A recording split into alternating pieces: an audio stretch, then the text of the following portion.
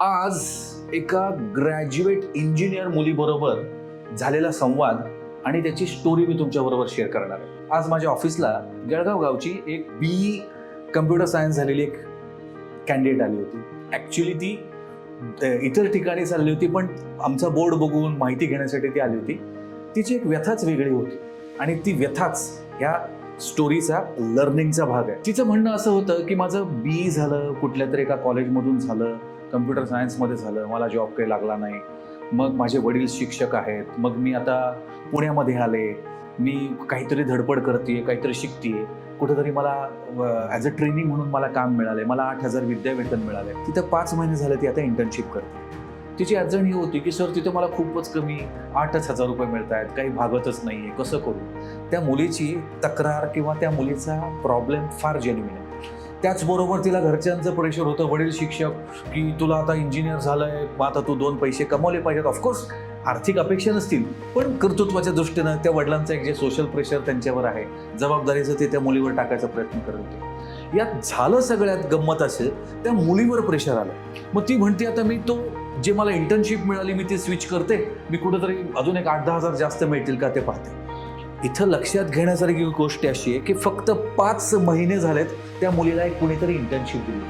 मी म्हटलं बाळ, तू ते इंटर्नशिप जेव्हा तू घेतलीस त्या माणसाने काय विचार करून दिली असेल की चला ही मुलगी, तिला मार्क्स चांगले, आपल्याकडे काहीतरी चांगलं काम करेल, काहीतरी तिच्या नवीन लर्निंगमधून आणि तिच्या कॅपेबिलिटीमधून ती काहीतरी आपल्या कंपनीचं तिला जे दिलेलं काम आहे ते चांगल्या पद्धतीने करेल.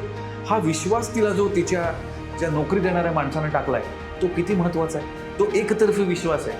मी तिला म्हणलं, तू जर यावेळी त्या माणसाची जर साथ सोडलीस तर तू जिथं पण इंटरव्ह्यू द्यायला जाशील तिथे एकतर तुला ते लपवावं लागेल की तू ते 5 महिन्यात करून इंटर्नशिप सोडलेली आहे, फक्त 2 पैशाची अडचण होती म्हणून, किंवा तू जर ते ऑन पेपर टाकलंस तर प्रॉब्लेम असा होईल की तू 5 महिने एका ठिकाणी केलंय, तू रादर तू कन्सिस्टंटली एका ठिकाणी काम करू शकत नाहीस असा पण समोरच्याचा समज होऊ शकतो. तर इथं गंमत बघण्यासारखी.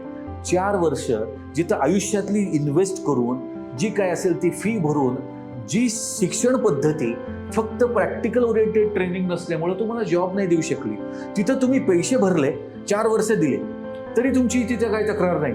इथं जो व्यक्ती तिला ऑन द जॉब ट्रेनिंग किंवा जॉब दिलाय की बाबा शिक, आहेत ना, बाहेर गावावरून आली असणार, ठीक आहे, कर आमच्याकडे काम, आणि वर तो एकतर बघा शिकवतोय पण, अनुभव पण देतो आणि वर 8-10 हजार पगार पण देतोय, त्याला विद्यावेतनच म्हणेन मी.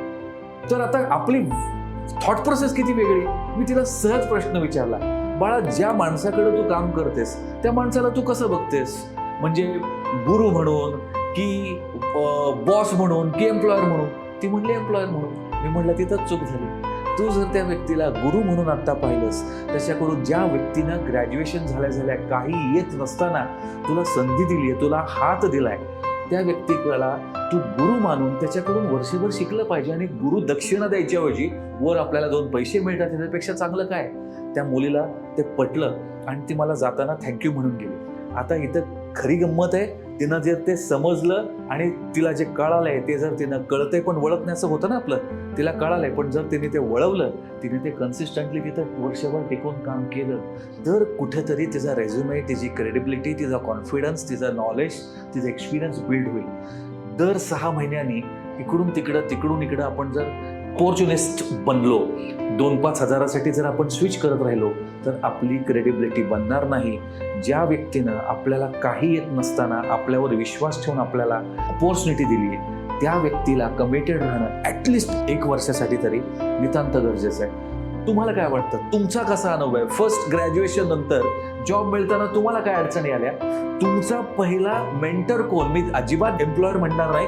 ज्यांनी पहिला जॉब दिला ना तो तुमचा गुरु असतो. माझ्या बाबतीत आहे, माझे गुरु सागर भोमाज आहेत सोलापूरचे, ज्यांनी मला आयुष्यात मला पहिला जॉब दिला. सो हे समजणं गरजेचं आहे. कमेंट करा तुमच्या पहिल्या गुरुचं नाव ज्यांनी तुम्हाला पहिला जॉब दिला. थँक्यू.